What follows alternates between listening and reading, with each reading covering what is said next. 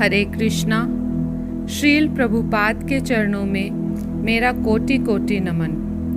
प्रस्तुत पंक्तियाँ श्रील प्रभुपाद की पुस्तक कृष्ण भावनामृत एक अनुपम उपहार के अध्याय अनुपम भेंट कृष्ण भावनामृत में मुक्ति से ली गई हैं। एक बार आध्यात्मिक पद प्राप्त कर लेने पर भौतिक कार्य वास्तव में उबाने लगते हैं। उदाहरण के तौर पर यदि कोई जीवन भर हरे कृष्ण का जप कीर्तन करे तो वह नामों से ऊबेगा नहीं, जबकि भौतिक नाम का बारंबार उच्चारण करने से वह तुरंत ऊब उठेगा। जो जितना ही कृष्ण के नामों का कीर्तन करता है वह उतना ही उसमें अधिक अनुरक्त होता जाता है।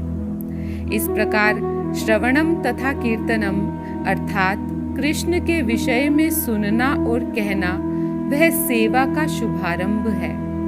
अगली विधि स्मरणम अर्थात सदैव कृष्ण का स्मरण करने की है। जब मनुष्य श्रवण तथा कीर्तन में पटु हो जाता है तो वह कृष्ण का निरंतर स्मरण करेगा। इस तीसरी अवस्था में वह सबसे बड़ा योगी बन जाता है। कृष्ण भावनामृत में की गई प्रगति कभी विनष्ट नहीं होती। भौतिक जगत में यदि कोई एक फैक्ट्री बनवाना प्रारंभ करे किंतु उसे पूरा न करा पाए तो वह फैक्ट्री समस्त दृष्टिकोणों से व्यर्थ रहती है। यदि निर्माण कार्य बंद किया जाए और इमारत अधूरी रह जाए तो जो भी धन उसमें लगाया गया है वह व्यर्थ हो जाता है। किंतु कृष्ण भावनामृत में ऐसा नहीं होता, क्योंकि यदि कोई पूर्णावस्था को भी प्राप्त नहीं कर पाता तो वह जो कुछ भी किए रहता है वह उसकी स्थायी निधि बन जाती है और अपने अगले जीवन में वह वहीं से आगे प्रारंभ कर सकता है। कृष्ण भी भगवत गीता के दूसरे अध्याय के 40वें श्लोक में इसकी पुष्टि करते हैं कि जो मनुष्य कृष्ण भावनामृत प्रारंभ करता है वह कुछ भी नहीं खोता। नेहाभिक्रम नाशोस्ति प्रत्यवायो न विद्यते स्वल्पमप्यस्य धर्मस्य त्रायते महतो भयात्। इस प्रयास में न तो कोई हानि है न क्षय, और इस मार्ग पर की गई स्वल्प प्रगति भी मनुष्य की सबसे भयानक भय से रक्षा कर सकती है।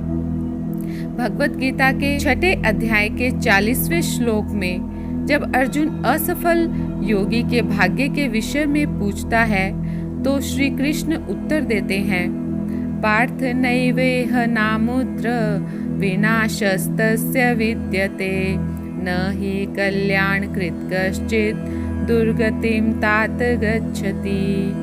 हे पृथापुत्र, शुभ कार्यों में संलग्न अध्यात्मवादी कभी भी इस लोक में या वैकुंठ में विनाश को प्राप्त नहीं होता। हे मित्र, शुभ कर्म करने वाला कभी बुराई से परास्त नहीं होता। तत्पश्चात भगवान कहते हैं कि असफल योगी ने कृष्ण भावनामृत का अभ्यास जहाँ छोड़ा था वहीं से वह अगले जन्म में पुनः शुरू कर देता है। दूसरे शब्दों में, यदि किसी ने एक जीवन में 50% अभ्यास पूरा कर लिया है तो अगले जीवन में वह 51% से प्रारंभ करता है।